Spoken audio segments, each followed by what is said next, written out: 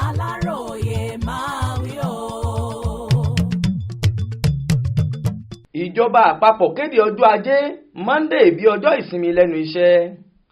Ní báyìí, ìjọba orílẹ̀-èdè yìí ti kéde ọjọ́ ajé Monday ọjọ́ 16 oṣù kẹsàn-án ọdún yìí gẹ́gẹ́ bí ìsinmi lẹ́nu iṣẹ́ láti sàmì àyájọ́ ọdún Maulud fáwọn ẹlẹ́sìn Mùsùlùmí.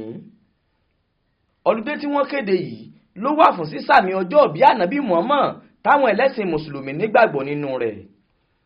Mínísítà ètò abẹ́lé lórílẹ̀-èdè yìí Ọ̀gbẹ́ni Túnjí Òjó ló gbẹnu ìjọba àpapọ̀ sọ̀rọ̀ láti kéde ìsinmi náà lẹ́nu iṣẹ́ lọ́jọ́ Ẹtì Friday ọjọ́ 13 oṣù kẹsàn-án ọdún yìí nílùú Àbújá tí í ṣe olú ìlú ilẹ̀ wa.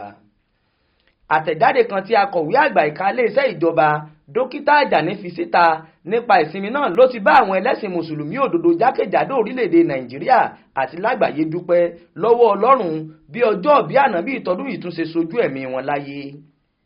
Bákan náà ló rọ̀ wọ́n pé kí wọ́n wo àwòkọ́ṣe rere tí Ànábì Muhammad láti máa fi ṣe ìhùwà láàrin ìlú àti nínú gbogbo tí wọ́n bá ń ṣe. Adéwálé Adéoyè ló ṣàkójọpọ̀ ìròyìn fún iléeṣẹ́ tẹlifíṣàn Aláròyé online. Ismail Adéẹ̀yọ̀ ló kà sétígbọ̀ọ́ yín.